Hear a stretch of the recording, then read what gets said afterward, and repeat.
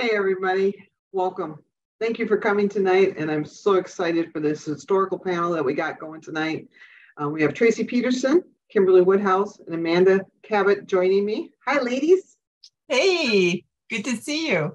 Hello. Good to see you. Thank you for joining me tonight. Thanks for inviting us. So we're going to get started. If those of you that are attending, whether on Facebook or on Zoom, please put your questions in the blank there, and Christina, who is helping me, will make sure we get to your questions. Otherwise, we're going to just get started. My first question, I've always warned the authors, let me know a little bit about your newest release. Kimberley, if you would like to go first. Ooh. Well, I think we're talking about A Mark of Grace. Did I get the right book? Okay. Whew. A Mark of Grace. Another one you want to talk about. It just released in January. It's book 3 in my Secrets of the Canyon series.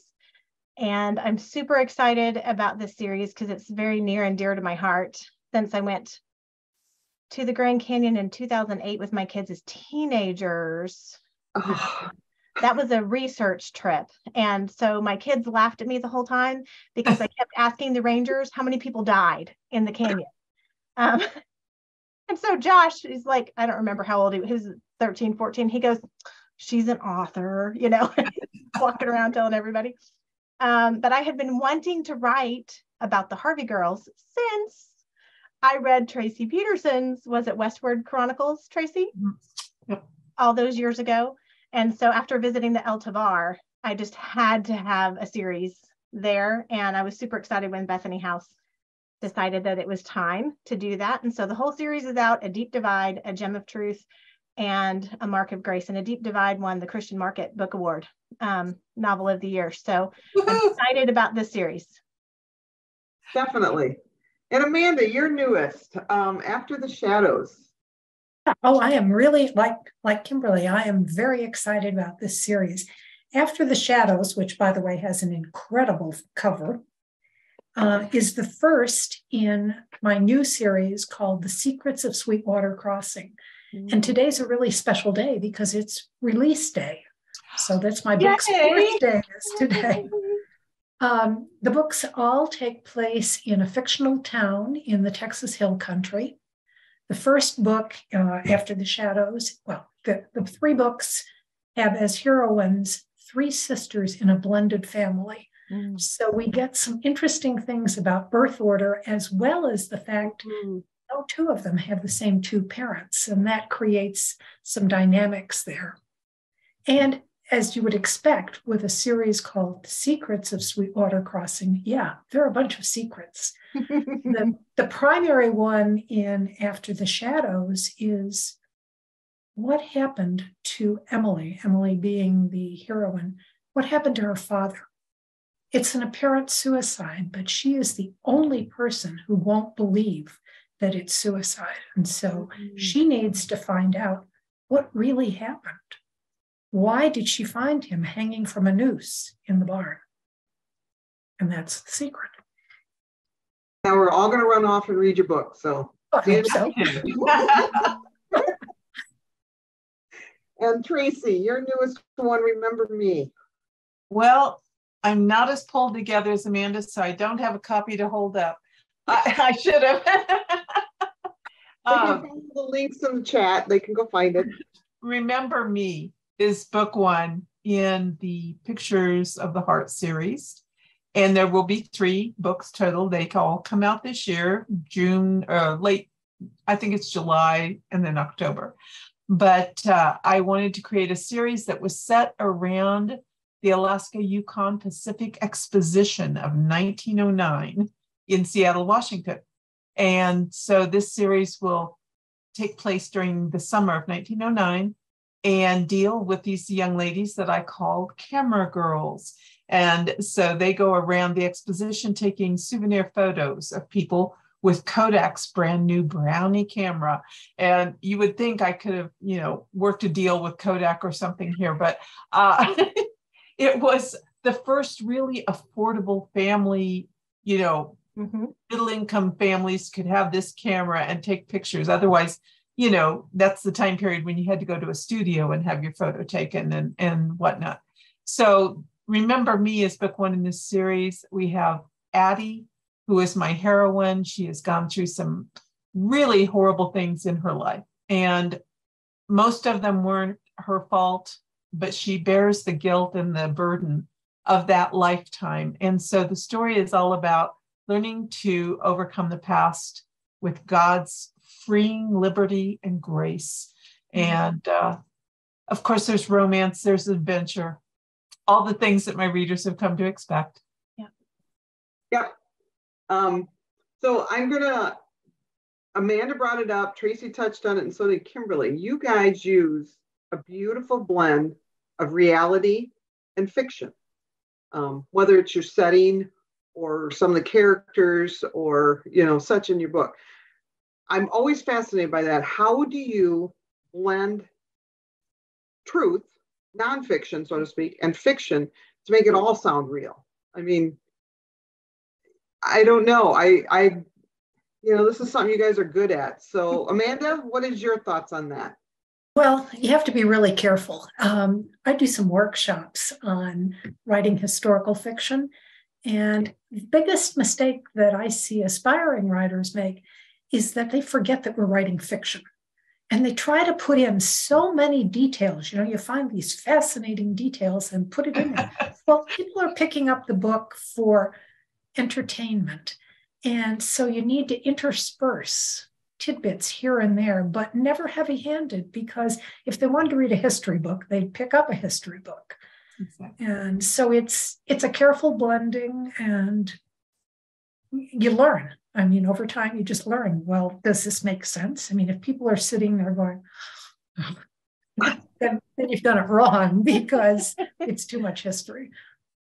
I remember when I was first getting started, one of the editorial comments I got back was, "This isn't a travel log.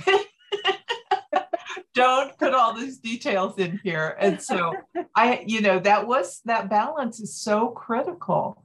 And then too, if you're using real people at all, being true to who they were and their nature and their attitude. And so like one time when I first got started with Bethany House, I was writing with Judith Pella, and we had some scenes where we wanted to have Andrew Jackson have dialogue with our characters.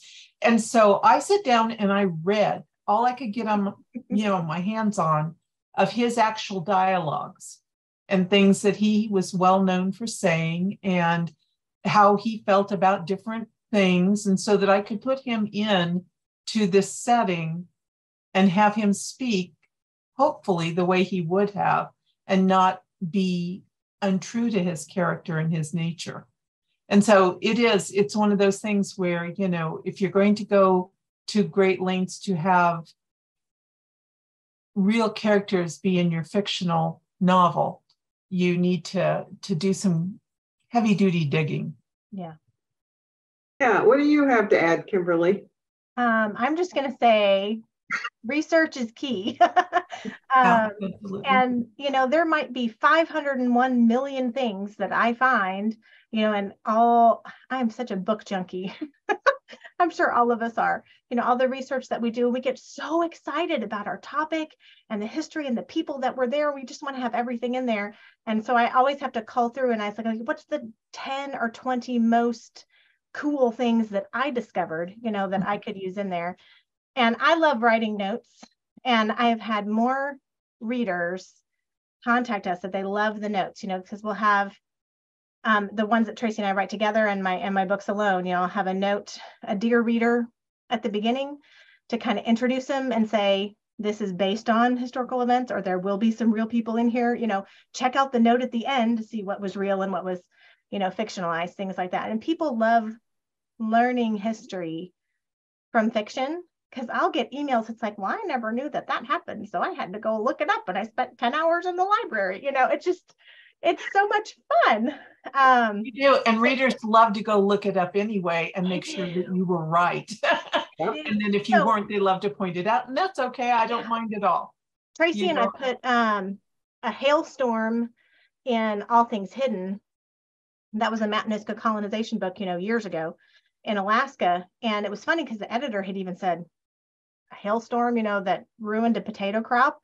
And I said, this was actual history, and we had the digital archives to show it. And so then we put that in the note at the end of the book so people could go look it up. And they're like, that's so cool. We would have never known. And I used Benjamin Franklin and George Washington in one of my books, The Patriot, whatever the title was. And I've had more people get so excited about that because I had to read like Traci was talking about George Washington and Benjamin Franklin, because I wanted them to be who they were. Mm-hmm. They were important characters in the story. So go back and read that book, because there's a funny scene that Benjamin Franklin does a rescue and he's swimming. And people are like, what? And it's like, he was an avid swimmer. We see these pictures of him being pudgy and all of this, and he was just a stocky, he was a swimmer. I found that fascinating. Well, in one of my books, I had a plastic surgeon. And my editor said, 19th century plastic surgeon? Well, yeah, that actually was the term that was used. And it comes way back from the Greeks. They used the term plastic surgeon. But I had to put that in notes at the end so that people knew that I wasn't being too modern. Because, one of my pet peeves when I'm reading books are anachronisms, where you have somebody writing in the 19th century and it's like, well, her expression morphed into something else. And it's like, no. You don't say morphed in the 19th century. But people felt, were concerned about this. Is plastic surgery the right term? And I had him doing the equivalent of dermabrasion, which again has been around for centuries. But if you don't do the research, you don't know that. And as a modern reader, you think, she's taking the easy way out and doing something 21st century. No. Isn't that interesting? I would have had to look that up. So I'm sorry, I'm kind of flabbergasted by it. So that's well, Amanda makes a great point with the word usage. And so a lot of times there might be a word like, in battles, the Civil War battle, they came online to fight. But online just sounds so modern that when you read that, it almost pulls you out. And so I try to always go through the book real carefully and find words that pull me out and get rid of them, find something that's old and works better. And, I can't keep up necessarily with what all was slang and not acceptable language, for the time period.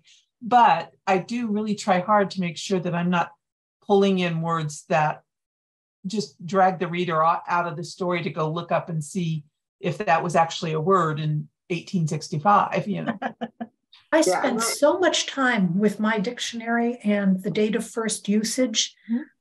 It's dog-eared. But there are words that I love, like ricochet, doesn't work. That's World War I. Isn't that interesting? Because you think of it as like almost a Daniel Boone thing, So isn't that interesting? But then you can get a saying like she wore the pants in the family, and that goes back to the Middle Ages. So. Well, and there's a lot of words that, an editor will come back and say, this just sounds too modern, but yet it actually is older than we thought, and it kind of died off for a couple hundred years, and then it, came back again. So then you have the conundrum of, okay, so should I use it to show that historically accurate this word actually did, was used this way back then? Or like Traci said, is it going to throw the reader out because they think, well, that's a modern word? And I agree. I have done that where you kind of keep reading, but in your head you're going, well, that seems wrong, So that's a good way to say that, it threw you out of the story. That is a very good way of saying that. So there you go. So interesting. Interesting. So first of all, you got to know everybody is agreeing with loving the author notes. I do too. If they're in the back of the book, I always read them last for fear of spoilers. So thank you for doing that. Yay. I do have a question that came in. Somebody wants to know, how much input do you authors have in choosing the titles of your book? So I think, Traci, it's your turn to go first. I'm happy to go first. The last I have to say the last few books that I've titled, they've taken my suggestion mostly. But in the early days when I was still learning, especially like, I was writing exclusively at one point then, and still am, for Bethany House. And they have a certain way they like things titled. And so I had to learn that kind of thing. But in the early days, I really didn't feel like I had a whole lot to say about it. They asked for my input, and I would give them ideas and thoughts. And they would have always been very good, though, when they came back with titles that they thought they should use. I would either say yay or nay. And if it was really something that didn't fit the story at all, they were good to listen to me. So I have no complaints. How about you, Kimberly? Well, my first few books were all my titles. And it's funny how over the years, the more books you do and the more books you have come out, how that morphs and changes. So I'll give you an illustration. My new series alone that comes out from Bethany House, it starts in September. And the first book is The Secrets Beneath. But for the longest time, I called it my Dino series because it was my women in paleontology. And so it all started in my mind with the Bone Wars. It was the dinosaur Bone Wars. So it was my Dino series. And I, couldn't come up with a good title. And I knew that they would come up with something brilliant, and so we went back and forth. And so I totally let them title this series. And I love what they've come up with. The first one's Secrets Beneath, and the next one is Set in Stone. But then my contemporary suspense, it's a thriller series that is coming out from Kriegel. I had those titles years ago when I first wrote the proposal, and it was 26 Below, 8 Down, and 70 North. And they're very specific to the story. And so when I talked to them, I was like, you can't change these titles. I'm sorry. This is how it goes. But normally there's, give and take. And I love hearing their suggestions. And a lot of times, like when Traci and I are working on a book together, we'll sit down and we'll throw out all of our favorite words, terms, phrases that might be used, and we'll send them like a list of 10, and then they have their meeting, and it comes together in a beautiful title. But it's funny how I think different stories, we probably handle them differently, how we title them, if it's Sure. the title of our heart, or if we're like, you come up with something brilliant. Awesome. How about you, Amanda? My experience is pretty much the same as Traci's. Okay. I give them my series of titles, and sometimes they accept them. With After the Shadows, the original title on that was Beyond the Shadows. And they said, we want it tweaked a little bit. Can you soften it? So I said, what do you think? After the Shadows? Well, they liked that. Now, the next 2 books in the series, which are Against the Wind and Into the Starlight, were my titles, and they liked them. So they're going with them. There have been other times. Go ahead. No, go ahead, finish. There have been other times where they completely changed the titles. Only once did I truly hate the title. And it was, the title they suggested was Seeking Sanctuary. And I said, that's a fabulous title for a contemporary suspense. It did not fit my historical book.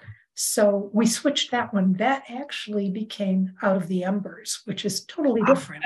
But that was the only time that their suggestion was something that I went, no, this just won't work. Interesting. So, wow, I love that, because and that was what I was going to ask you, Amanda, is if there had been a time you didn't like it. So you were reading my mind if you didn't know that. So each one of you writes kind of the same, because it is historical, it is set in the US, but you write very, very differently. Time periods, areas where you set your books. So what is your hope for your books? What do you hope the reader gets out of your books? I think it's Kimberly's turn to go first. Okay. Well, I have a purpose statement for my writing, And it's twofold. And number one is that I want to point the unbeliever to God. And two is that I want to challenge the believer in his or her walk with Christ. So no matter what I write, I want to fulfill those two things in it. And I often talk about, I don't want to have fluffy bunny relationships because I don't have time for fluffy bunny relationships. And I'm that way with books. I think a book should not just be entertainment, but especially fiction for me, I want to personally learn and grow as I'm reading something. I want it to just grab me, by the throat and drag me along, because it's like, Kim, you need to learn this, right? And I love being able to share some deep spiritual truths, if that is working well into the story. So a lot of times, the Bible study that I am personally working on, or the Bible study that Traci and I are working on, if it's a book we're writing together, that seeps into the story. And we've had so many readers, who write in, it's like, how did you know exactly what I needed to read? And it's like, well, that's obviously from the Lord. He obviously did that. But I want to point the non-believer to God. I don't want to bash them over the head with the Bible, but I want to point them to God, and I want to challenge the believer in his or her walk with Christ. Nice. How about you, Amanda? Well, my prayer each day when I start writing is that my words will touch readers' hearts and deepen their faith. I believe most of my stories are healing stories.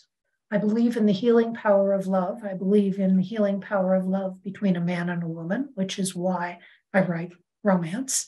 But more importantly, I believe in God's healing power.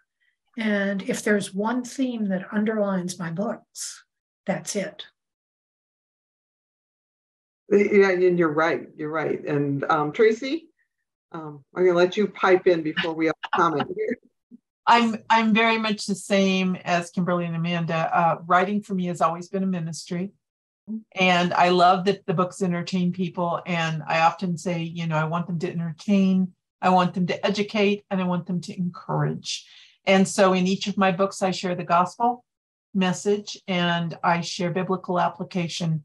And the thing that I want most of all is to give the reader a story that they can chew on. Mm-hmm. They can think about the problems and the issues that my characters go through and really think about how the Bible addresses some of the problems, how people deal with each other, and the complications that so often, our energies go into that doesn't accomplish anything positive. And in each of my books, it's a strong, strong theme of forgiveness. I've been forgiven much, and I've had to forgive much. And it's just so liberating to live in forgiveness as grace rather than the bitterness of holding on to the past. So that's what I hope to accomplish with the stories. So, did you have something else? I was going to say one thing I'd like to say, and I want the other authors' opinions too, is the power of fiction. That it touches people in ways that nonfiction doesn't. Right. I've had readers write to me and say, by seeing your characters go through the traumatic things that they do, I learned, it helped me. I was in similar experiences, and I learned more from reading your book than I did from nonfiction or from a therapist. Yes. Yes. And to me, that's the reason we write, because that's the power of fiction. It's not just entertainment, but it's showing people how life can be and helping them learn lessons. Yeah. I agree totally. Yep. I totally agree. There's books I carry on the shelves in the store only because of the message in it. It's a fiction story, but it lets me walk in somebody else's shoes. Yeah. You guys are nailing it. In fact, the comments here, thank you so much. Beautiful thoughts, Kimberly. Thank you for sharing the gospel. Yay, Amanda. So You guys have hit a very strong note with your listeners here. So well, the thing is too, I think oftentimes we get readers who have been really damaged by church and religion, and yet they're not, so that they want to totally pull away from being with God, but yet they go back to church. They won't pick up the Bible. They're angry, they're frustrated, and they pick up one of our books, and then all of a sudden they see themselves and they see their heart. And I've gotten letters that talk about this, so I know what happens. And all of a sudden they're going, oh, wow, this is me. Yeah. And they have written me letters that have just put me into tears about how the book has changed their life. Yeah. And so I see God's work, and I know that he uses fiction powerfully. And I'm just so tickled to be a part of it, because I get to do something I love. I get to storytell and have the blast, researching and sharing with my friends and whatnot, and serve God at the same time. And just to see what God's doing with it blows my mind. It's amazing what the timing is. I mean, I've had people who've said, I had your book on my shelf for over a year. Yeah. And I don't know what made me pick it up now, but it was the time I needed it. Yep. And, it's like, well, you think that's a coincidence? No, not. Exactly. Yeah, we had a saying when I did youth group many years ago. I was quite a baby when I did, of course. That's not odd, that's God. And yes. I firmly believe that. I just finished a book a few weeks ago that, again, it wasn't quite a year, but it sat around for a while, and I don't know why I picked it up. And it was like, not literally hitting me over the head, like, you should be paying attention to this because you're doing this. But it was pretty close. And it was what I needed to hear. So I agree with everything you guys are saying, and I'm glad you guys are doing that. Fiction sometimes gets a bad rap, and I'm like, well, you don't read it right then. So, I think fiction can really change people's lives. That's why I love, like, my husband's a pastor, and he's just finished doing a series on the parables of Jesus. And I love it that Jesus uses story to really impact people. And a lot of times the majority of people don't get it. And they're like, but we don't get a lot of stuff. But those of us in the know get it. But it's so beautiful to see, what it does. So in A Mark of Grace, you have to read the book to get the whole story. But I use a phrase, grace plus nothing, as the character is going through a very horrific journey. And I have had more readers write in about that one phrase, grace plus nothing, and how that totally impacted their lives. And so I love seeing how God works, because it's all his story. It's not our stories, it's all his. And so I love what he does through us with his story. I agree. You guys just keep talking. I'll listen and nod a lot. You guys are doing awesome. You don't need me to ask questions. Well, you were talking earlier about the titles. I just want to say, oftentimes it's the covers I have very little say over. And I'm going to tell our attendees, if you have not seen the 3 covers for the 3 books that we're talking about tonight, they are phenomenal. They are. Baker Publishing Group, because you got Ravel and Bethany here together, and they are hitting the covers out of the park. They are. They absolutely are. I love the cover for Remember Me. It's so haunting. Yeah, exactly. Yep. And they just do phenomenal work. But once in a while, there's a cover that I can't get behind. There was one of ours, Tracy, and I remember we get it, and I was like, oh, it's such a beautiful cover. Tracy and I are on the phone together, and then Tracy goes, but that big old honking earring, I can't get over the earring. I gotta take the earring out. For the time period, that big old honking earring did not fit. Well, were you able to get that changed? Yes, yes. They changed it. And see, Otherwise, you're going to have to go look it up. The Tracie here's Peterson. Here's a good example. One of my very first solo books for Bethany House was a Harvey book, and it was set in Topeka, Kansas. And it shows this lovely Harvey girl getting off the train, and in the background are the most beautiful, picturesque Teton-like mountains. Topeka is flat as it can possibly be. And I wrote him and I called him. I said, you can't have these Teton Mountains in the background. This is not where this story is set.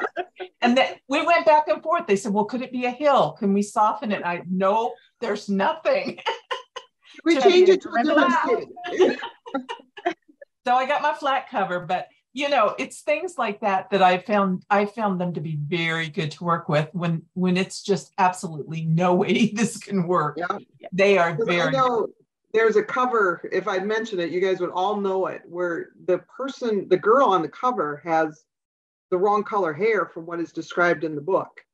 And nobody caught it, except for now that's all anybody talked about on this book. And it's too bad because it's a fantastic book.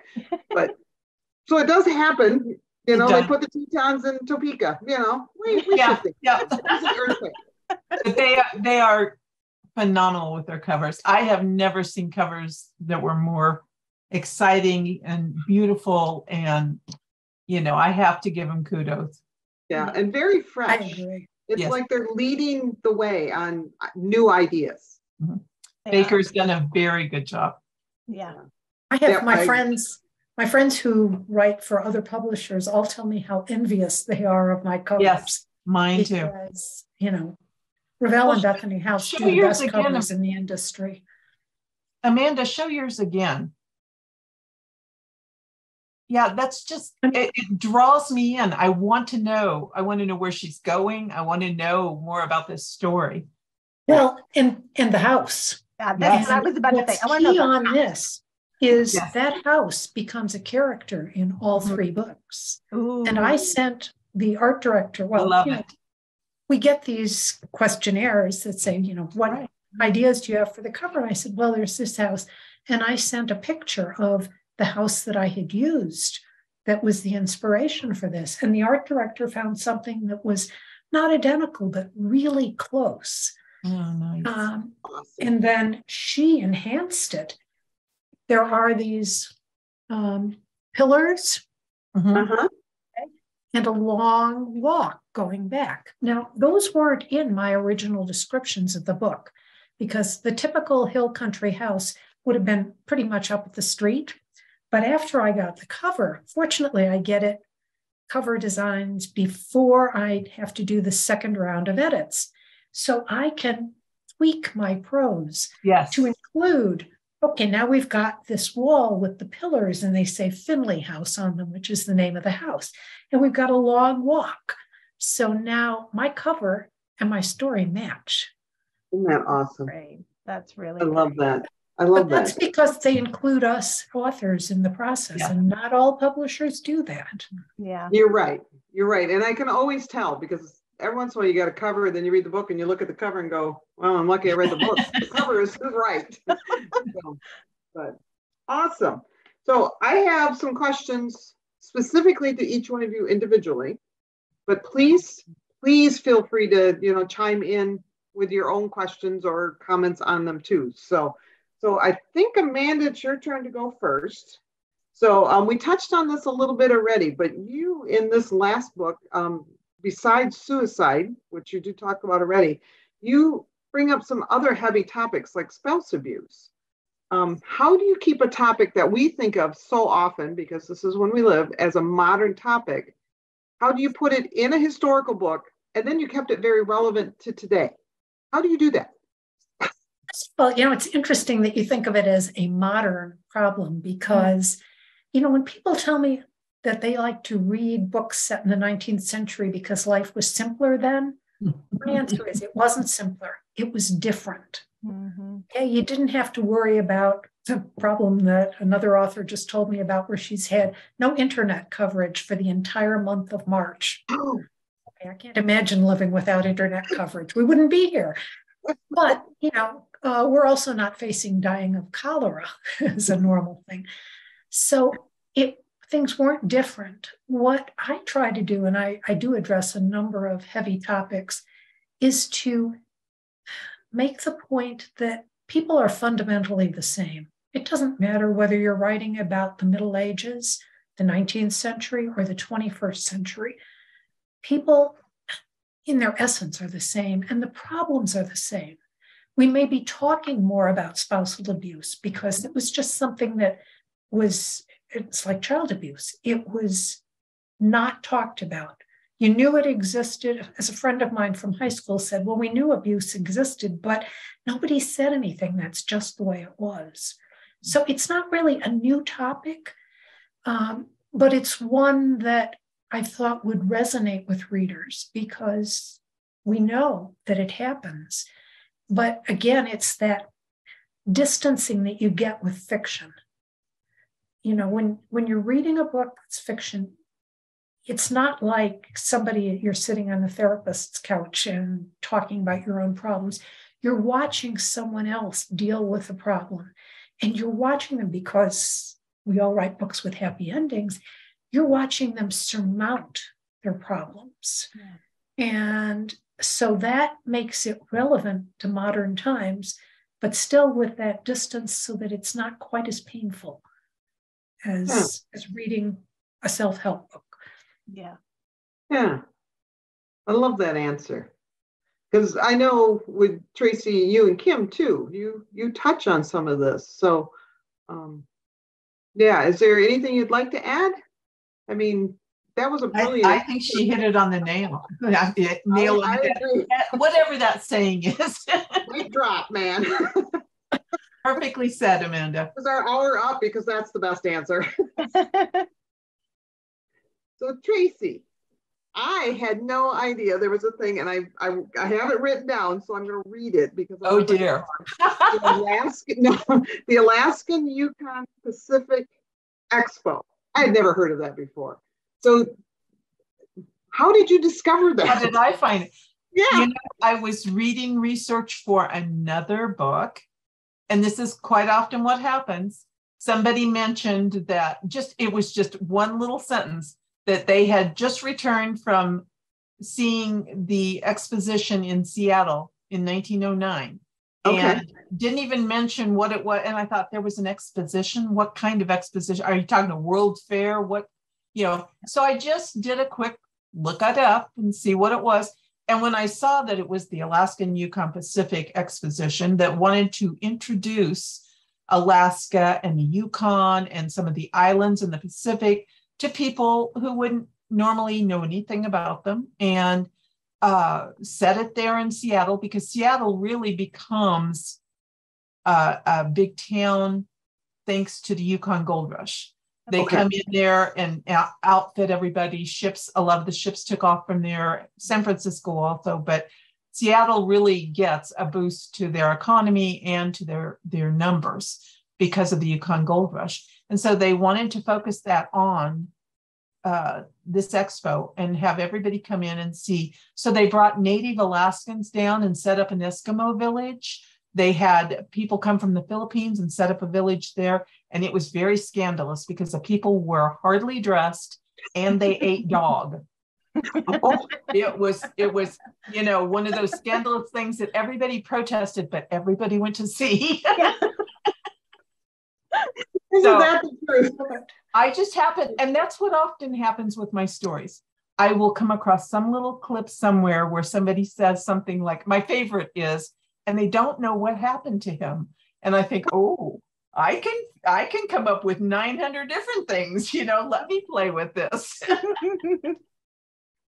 Awesome. So fascinating. And I have to admit, the Browning camera part of it fascinated me. Because again, it was something that would have been my family at the time, the middle class, could suddenly afford.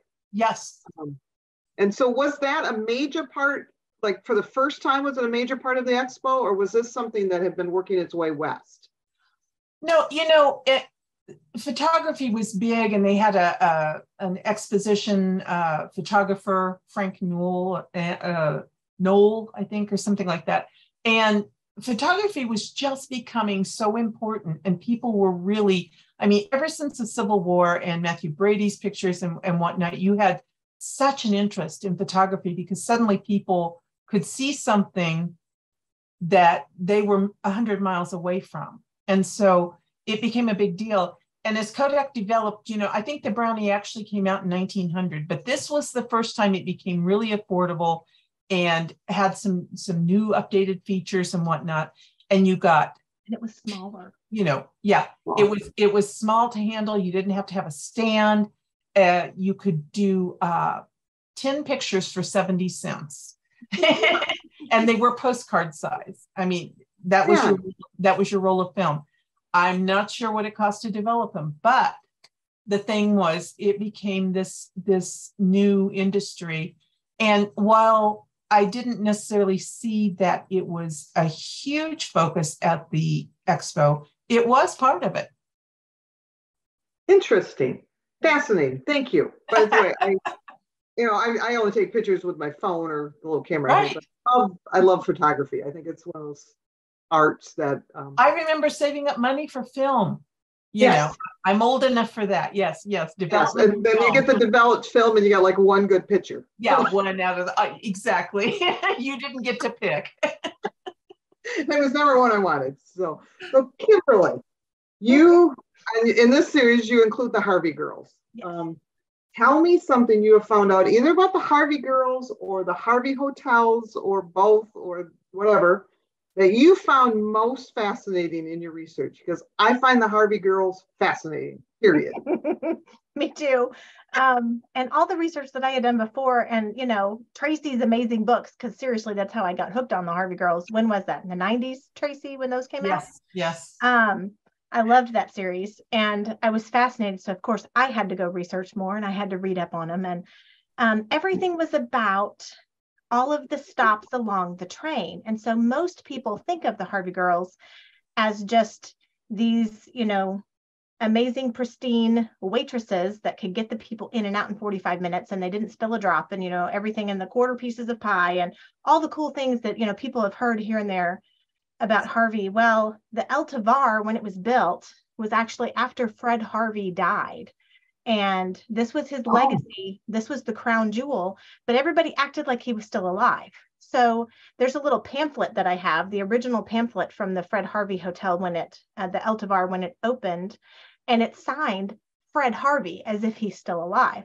Mm-hmm. They say that Harvey was the genius behind all restaurant management and behind all marketing. He's like the beginning of all of it. He did it.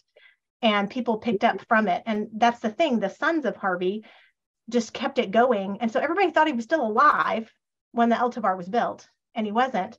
But since it was the crown jewel, and this was a place where it was a destination place, it was out in the middle of nowhere, especially back then. And it mostly the rich could afford to do this and to stay there. They would summer there.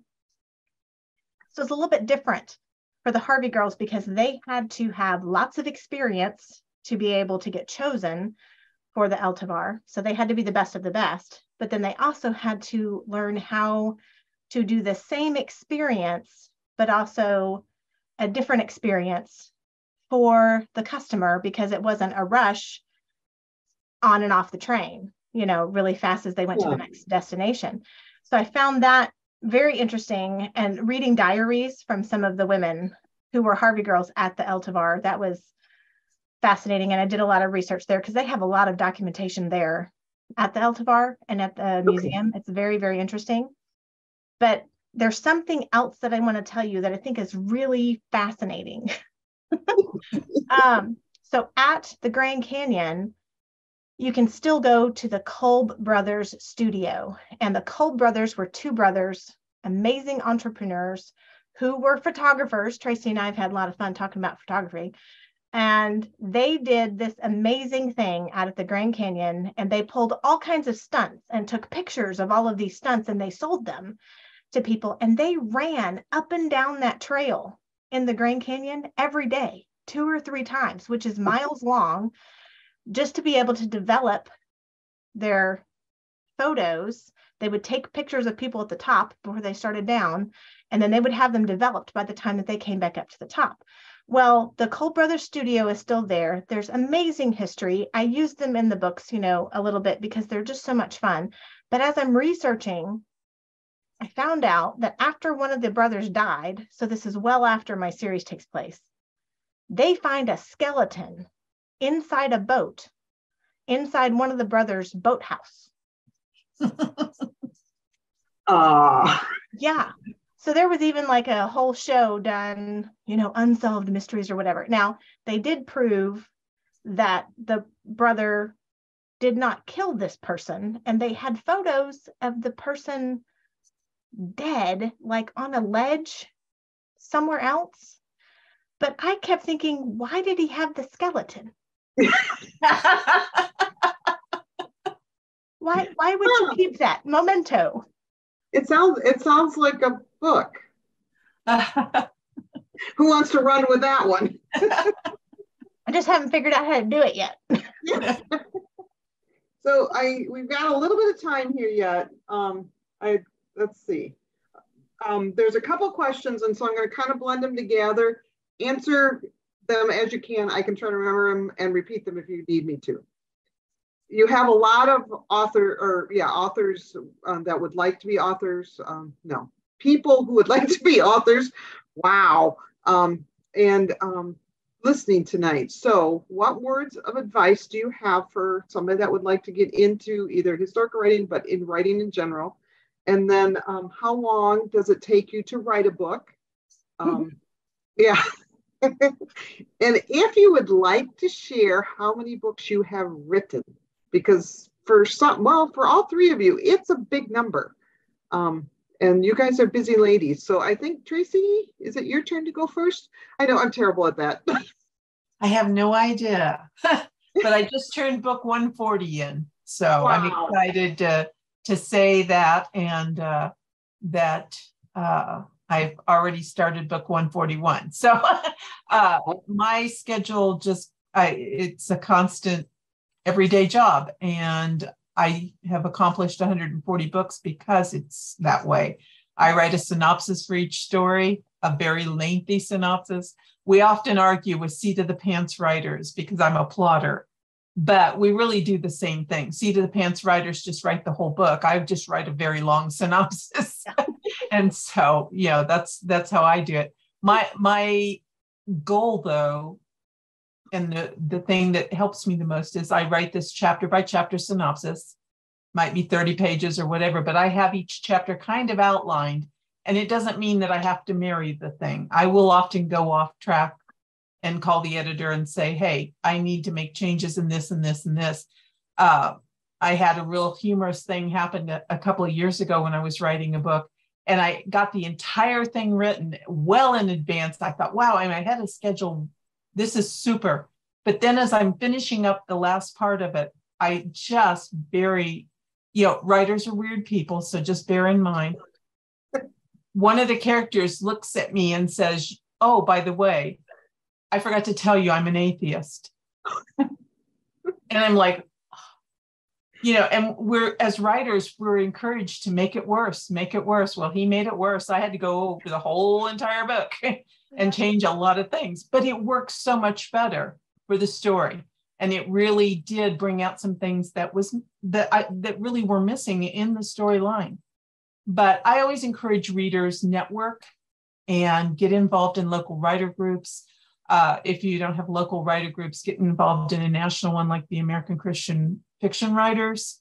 Excellent people. I helped to found the organization back in 2000, and you can just get all sorts of helps through them. They have a national convention, but it's really important, I think, to network with people and to basically get a real understanding of what's going on now. Mm-hmm. Publishing has changed so much since we started. And what was true in my day when I first got started is no longer the way things are done.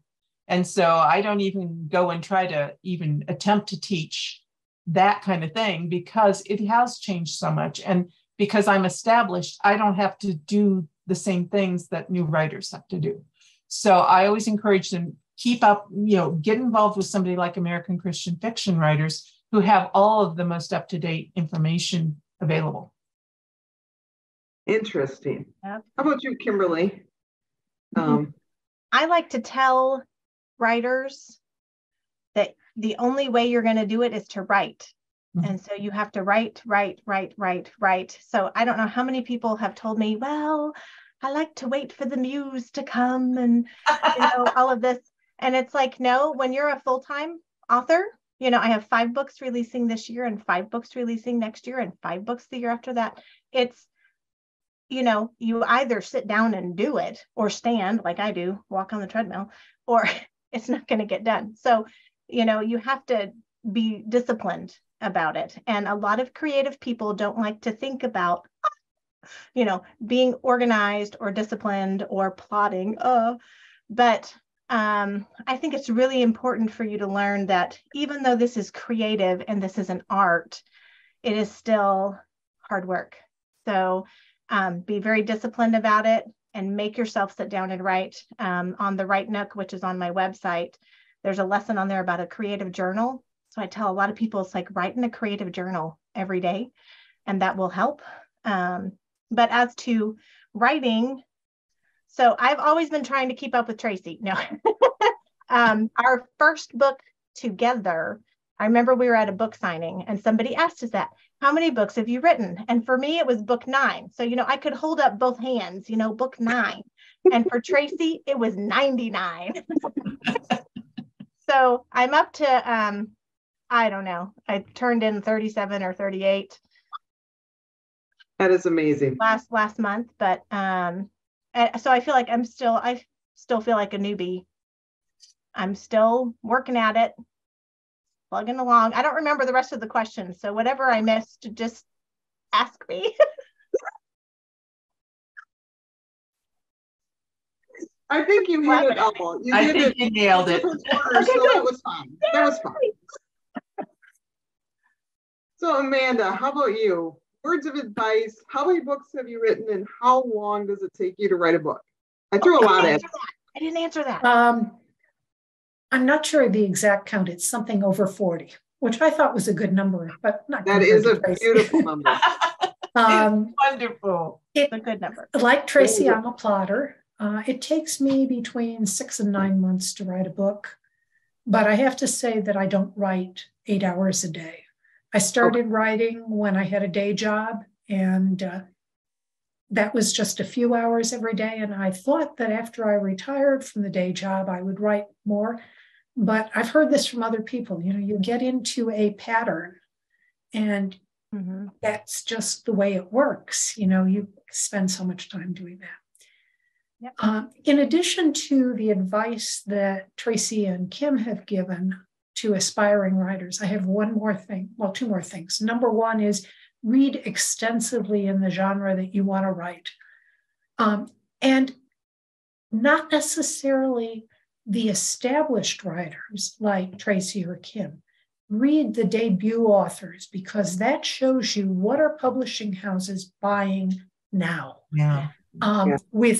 Because Traci, you could get away with doing something that a newbie couldn't. Right. So read the new ones. And then the last thing, don't ever give up. Rejection is a fact of life. I mean, I do a whole workshop on how to cope with rejection. And every other point in there is chocolate. Because there are no problems so big that chocolate doesn't help. Exactly. But, Amen. But, rejection is going to happen. And if you give up, then you will never get published. You've got to keep trying. Yeah. Absolutely. Absolutely. So I think it's true about everything in life too. So, but I don't think Traci answered it, and I don't think I answered it about how long does it take us to write a book. So I think Traci and I are pretty much the same. I write a rough draft in a month. Wow. But that's after doing, 6 months worth of research and the long synopsis and all the stuff, along the way, because we're normally working on 3, 4, 5 books at a time. So you're juggling whichever stage they're in. And I just plot out my day. for how many hours I need to write, how many hours I need to edit, how many hours I need to attempt to do marketing or social media. Yeah, that's the other thing. You guys are doing so much more social media. I mean, that's just you guys' life now. It used to be you wrote a book and the publisher did all the work. Now you write a book and the publisher does a lot of work, but you guys need to do social media too. It's true. So you guys are doing a lot. So we are getting close to the end of our hour here. And I always like to ask you guys, as I get to the end, is 2 questions. Where can we find you? We know your books are at bakerbookhouse.com. So, you know, that's great. But where can we find you? And if you can share, what's up next for you? So I have no idea who's supposed to be first. Amanda, I think. Okay, we'll go with Amanda. Perfect. Somebody's keeping track for me. You can find me at my website, amandacabot.com. I call it one-stop shopping because it lists my books. It tells you where to buy them. It has advice for aspiring writers. It has lists of workshops that I do, one-stop shopping. Awesome. And what's up next are the 2nd and 3rd books in the Secrets of Sweetwater Crossing. The 2nd one, Against the Wind, will be released October 3rd, and it's already available for pre-order at 40% off at Baker Bookhouse. So buy it there. Definitely. So Traci, what's up next for you? Well, after Remember Me, we have a book coming out in July and one in October that will complete the series. And those are also available at Baker Bookhouse. And you are very generous with your discounts. I really appreciate that because in these very trying economic times, it's hard to buy a book when you've got to feed a family or buy medicine or whatever. And I just, I want my readers to know I really appreciate that is an issue. And so I encourage you, go to the library and go to Baker Bookhouse, get those discounts. Yep. Thank you for mentioning that, by the way, both of you. Yeah. And then my website is just traciepeterson.com. You can reach me there. You can see me on Facebook. It's facebook.com/author Tracie Peterson. Awesome. And Kimberly? Well, my website has everything on it, kimberleywoodhouse.com. And if you spell my name wrong, you'll still get there. If you spell it kimwoodhouse.com, you'll still get there. So everything points to it, and all of my social media and connections are also there. And I think all of my books, they should be listed there. I think we should have everything up there. And coming up next, so in April, actually, I think you can just about get it now, right, Chris? 26 Below is a thriller. This is such a cool book. It's the beginning of my Alaskan Cyber Hunters, and that comes out in April. And then in May, our first book in our, is it Jewels of Kalispell series? Yes, the Jewels of Kalispell. And it's The Heart's Choice. And so we have the first female court stenographer in Montana and a Carnegie librarian. So that's a lot of fun. And then in September is the beginning of my Dino series, which is actually Treasures of the Earth is the series title, but the cover is The Secrets Beneath. And I wish I could have shown that one because they just made a beautiful cover. And in December, the sequel to 26 Below is 8 Down, and that comes out in December. And so then, next year, there's a bunch too. Well, you can get them all at Baker Bookhouse. Yes. Right. Definitely. So, but thank you, you three. Now I am exhausted. You guys are busy ladies. As a reader though, thank you for that. I enjoy reading all of your books. They're all just so, I don't know, fascinating is a good word for it. I feel like I overuse it when I come to my reading because you guys bring out parts of history that I would never have known. And because of you guys, I go and read other things to find out about it. So I appreciate that. I know. Well, thank you so much for what you do, because we couldn't do it without you.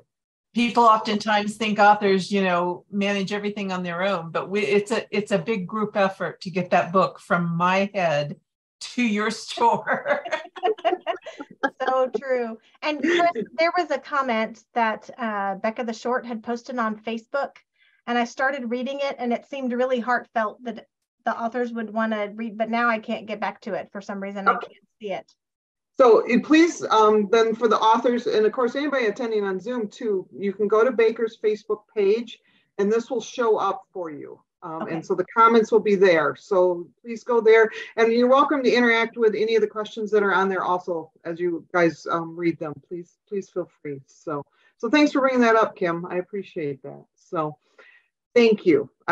This was a really, really fun hour. I think we could probably go for 2 hours, but then we just get silly. So Yeah. You'll see me bouncing on my exercise ball. Nobody wants to see that. Which might be worth the hour, but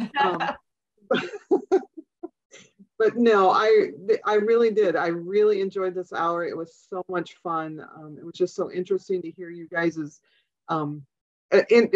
stuff that you do, because all three of you have done this for, like we said, we were babies when we started, so for many years, and to see that, part of it is just, it just opens everything up. So so thank you for being so honest with all of us. We really appreciate it. And thank you everybody who joined us online. We really appreciate it. We appreciate the questions. I wish I could have got to them all, but you know what? We got to a lot of stuff, and that's what made it fun. So hopefully we'll see you again soon, and you ladies have a good night. We'll see you soon. Thank you. Bye now. Thanks again.